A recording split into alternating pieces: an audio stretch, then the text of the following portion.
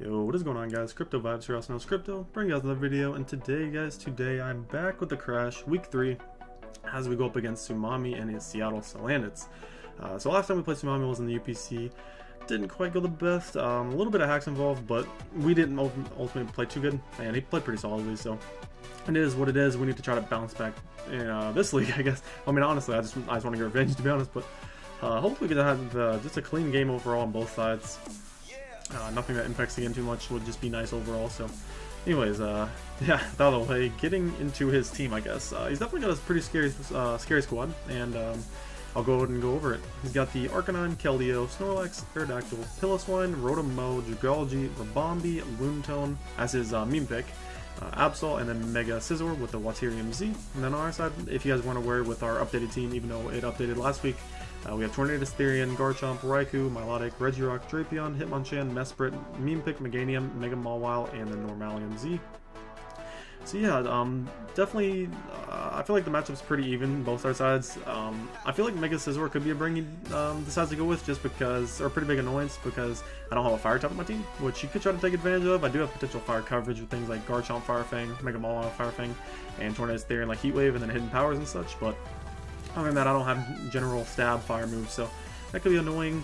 One mom that would be particularly annoying in general for my Mega Mawile is the Arcanine, because as you can see, I am bringing Mega Mawile as it's my first Mawile on the team.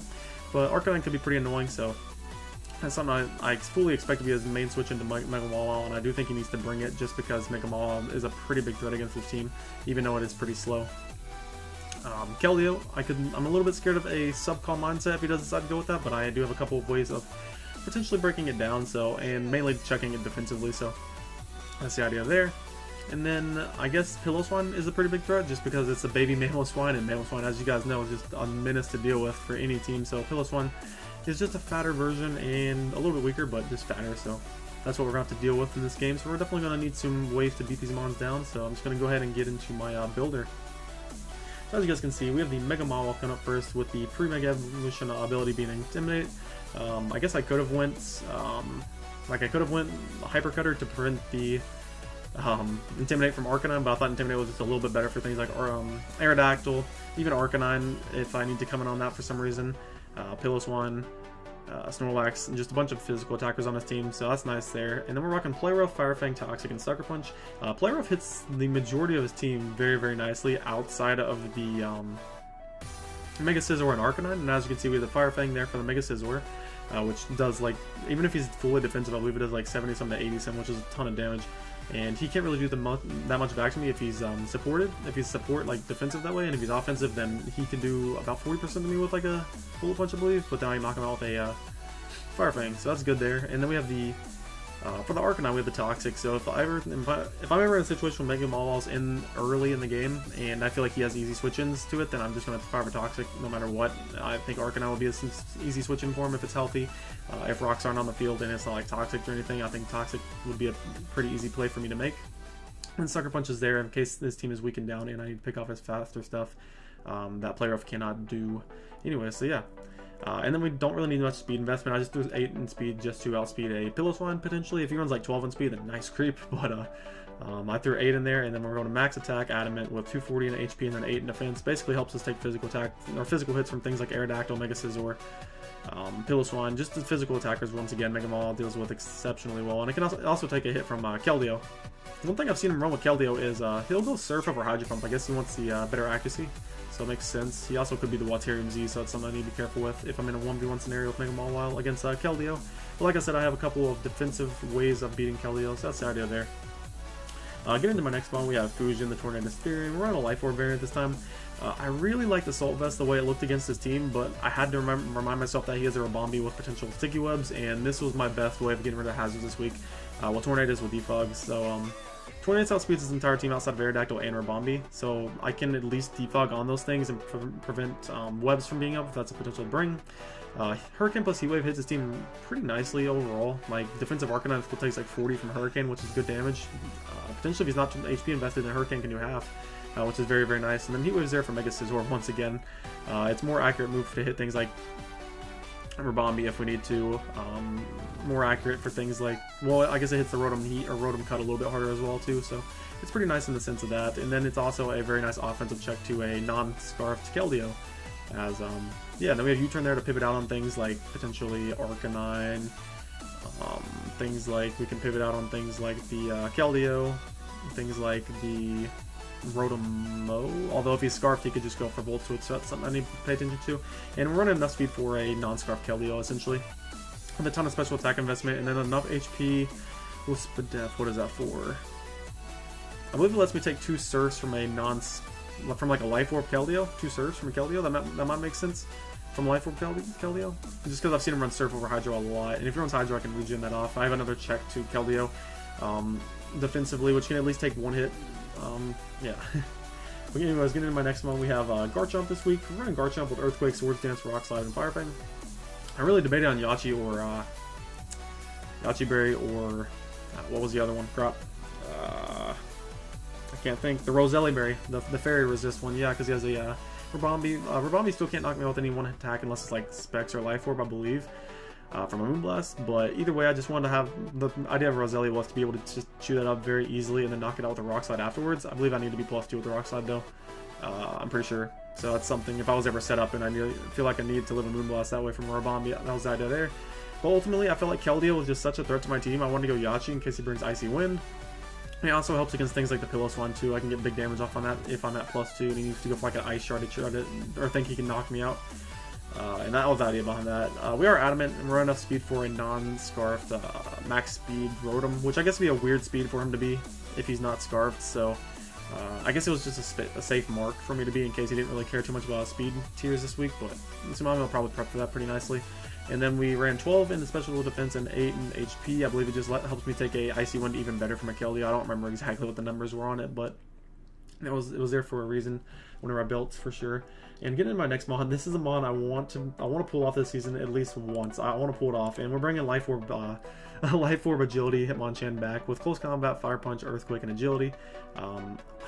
Here's the thing with my speed. Battle Area in general has been messing up EVs lately on teams. So it kind of messed up my EVs on speed, and right before the matchup I looked at it and I had like 40 EVs remaining. Like it was literally sitting like, sitting right, it was sitting like right there basically. So I just threw the rest back in speed thinking I had it there for a specific reason. So I'm not sure exactly what it was for though, so I pretty much just threw the rest in speed like I was talking about to be safe on it in case I got an agility up. I think it might have been for like a Scarf Aerodactyl or something. That probably doesn't even outspeed a Scarf Aerodactyl. I can't remember, to be honest, guys. I'm sorry, but Close Combat, Fire Punch, and Earthquake is very solid for his team overall. He does have the potential Intimidate on Arcanine, which definitely should come. So that's something I need to watch out for. Otherwise, this can really, now I'm looking at it, it really breaks through his team very, very nicely if I have it chipped down appropriately. Yeah, it does a ton to his team. Keldeo can take pretty nicely, so I need to chip that down pretty good. The Lunatone could take pretty nicely, I need to get that down.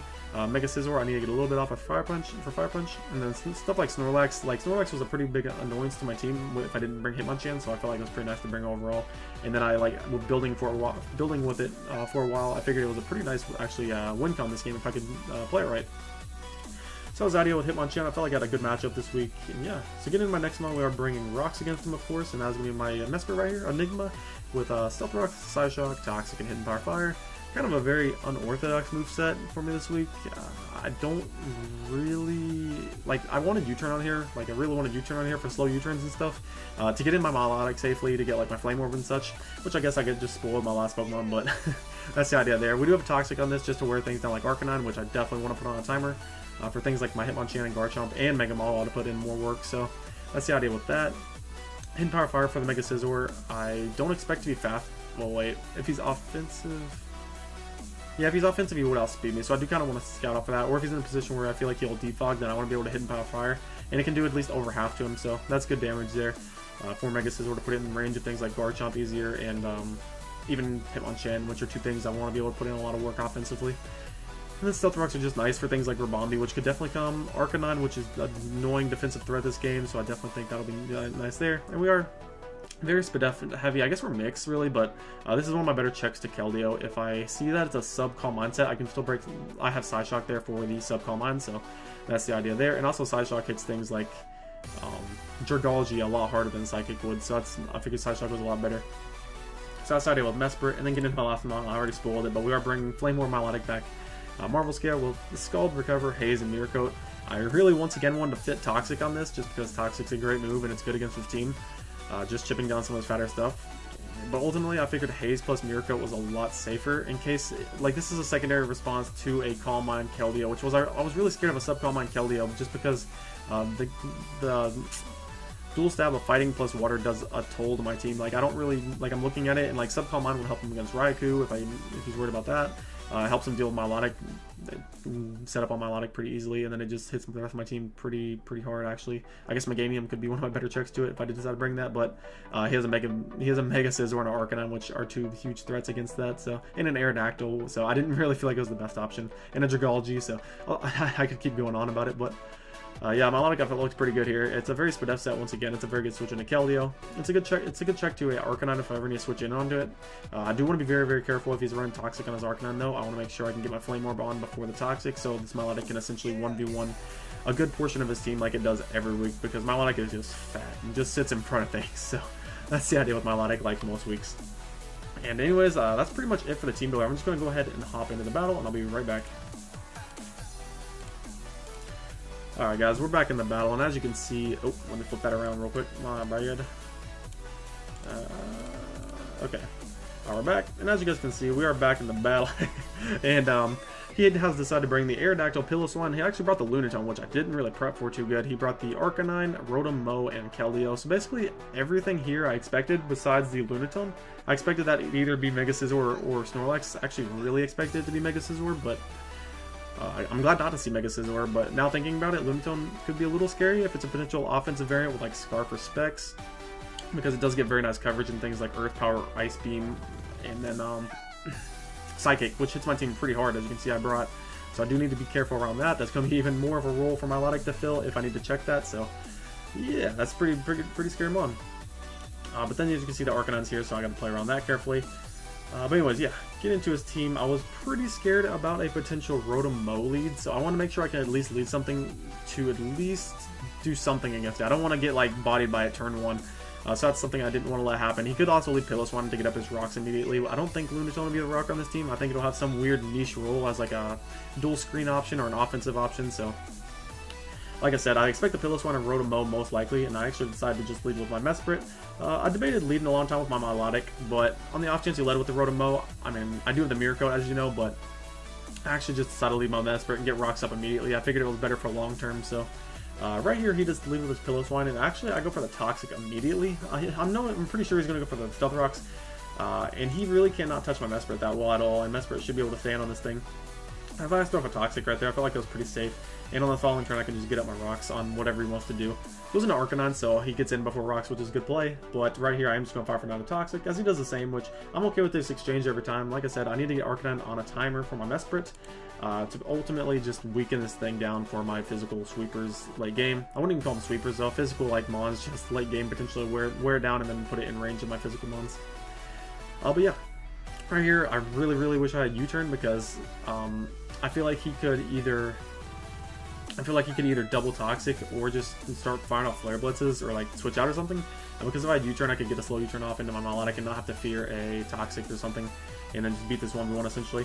As you can see, fires on a Flare Blitz right here, weakening my Mesprit, which is a little unfortunate in case this is sub-Calm Mind Keldeo, so I do need to be very careful. And I get Side Shock off. That was very low to him. And right here, I believe I make a pretty risky play going into my Milotic in case he actually did decide to double Toxic, but I had a strong feeling he would go straight for the Morning Sun right here, just because he does need to keep this healthy for the Mega Mawile. As I do switch into my Milotic right here, as you're going to see, he does actually like to make the Morning Sun play and recover back up to full essentially. Now right here, I probably should have just clicked Toxic. Like, I could have caught anything with... Or I don't have Toxic. I kept thinking my Milotic had Toxic in the battle for some reason too, but right here I do just fire off a Skull. It's my safest play. Like, I could have doubled making some prediction, but I feel like it was my best interest to just stay in. Like, had he went Rotom Cut originally, which I thought he might do, I was considering, well, I would have just stayed in and clicked Scald and then Mirror Coating on the following turn, hoping he would just Volt Switch. Oh my gosh, voice correct, but hoping he would just Volt Switch out or Leaf Storm so I could potentially knock him out with the Mirror Coat. So yeah, that was the idea there. But he goes Keldeo, so this is definitely scaring my suspicion that he is Subcall Mine. So immediately I'm going to take this turn and switch out to my Tornadus. It is a very, very risky play, but it's not like what else is he going to do here? Like, I don't know what else he would do right here, to be honest. So I am just going to pull the switch into my Tornadus on the potential sub, which I think could be coming, as he actually makes a really, really nice play and clicks Icy Wind. So I guess expecting my switch into Tornadus. So that was a cool play on his part. I'm not scarfed or anything, so I can't stay in and Hurricane and kill us. So I am just going to go ahead and pull the switch right back into my Milotic right here.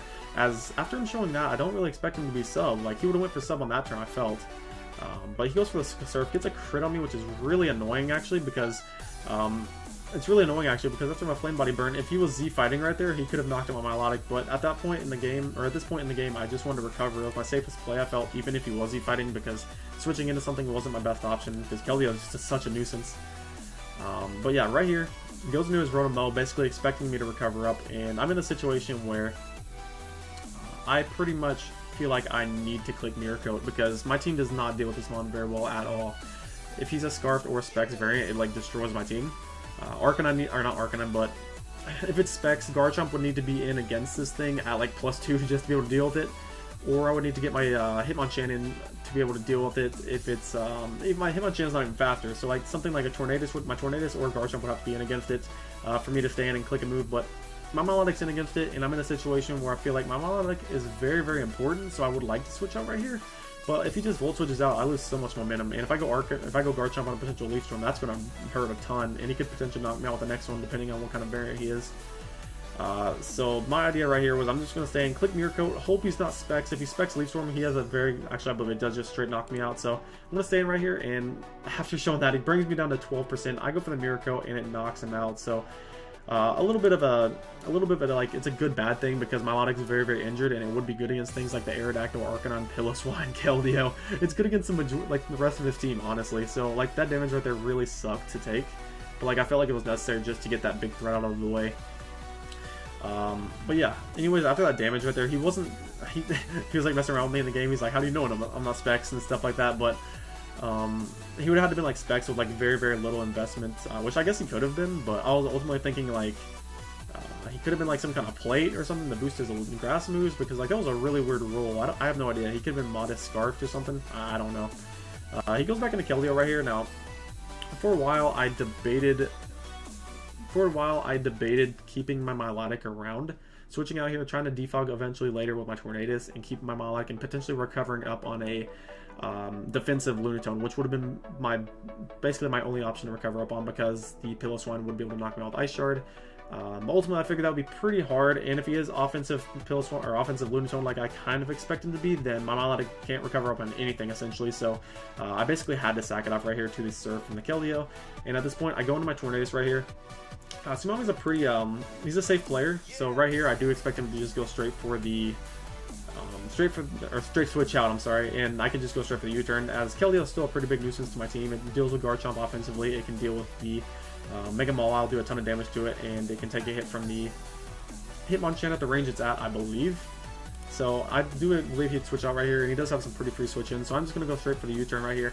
And he's going to bring in his Piloswine, and this means my Hitmonchan can come in and click a Life Orb close combat against whatever wants to come in. Like, even with the Rotom around, he didn't have a switch into Life Orb close combat. It nukes his whole team.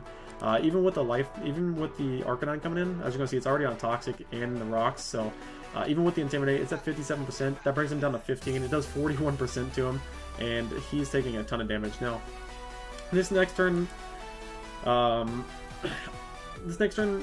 kind of expected him to potentially just click Flare Blitz or Morning Sun on my off chance I would switch out, predicting his Will-O-Wisp.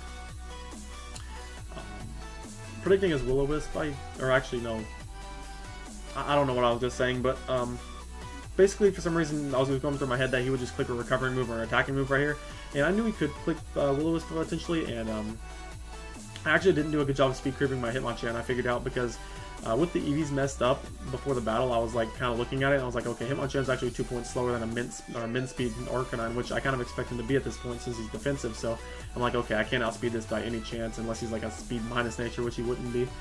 But at this point, I have a couple plays I could make. I could go hard Garchomp. It could actually take any hit. If he wants to Morning Sun up, I can Earthquake, knock it out the next turn.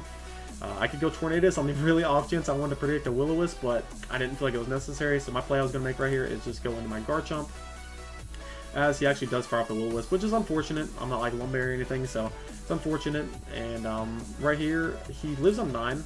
So, and I don't think he can really do anything to me offensively to hurt me too much, unless he's like Hidden Power Ice, which would be a cool bring on his part. But I do have the Yache Berry intact. So I actually click SD right here, as he actually switches out, goes into his Lunatone.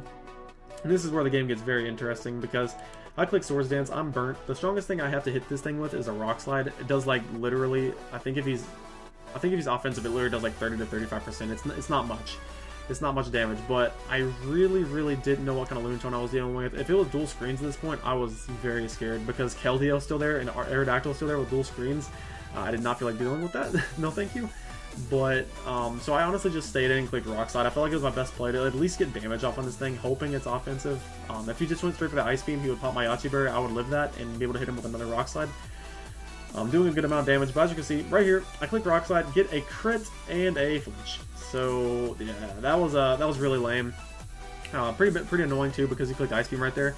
And it would have brought me extremely low and popped my Yache. Brought me probably around 12 to 10%, to be honest, I think, with what the investment he probably had. But yeah, that would have sucked, because he could have came in and revenged me with either Piloswine or Keldeo then, even Aerodactyl. Yeah, any of those, actually. Yeah, any of those 3. Whichever he felt like gave him the best matchup with my next mon. But yeah, that really sucked, because now I can just click Rock Slide again and knock him out, and I still have my Yache Berry intact. And as you're going to see, that comes into play right here, because he goes right into Keldeo.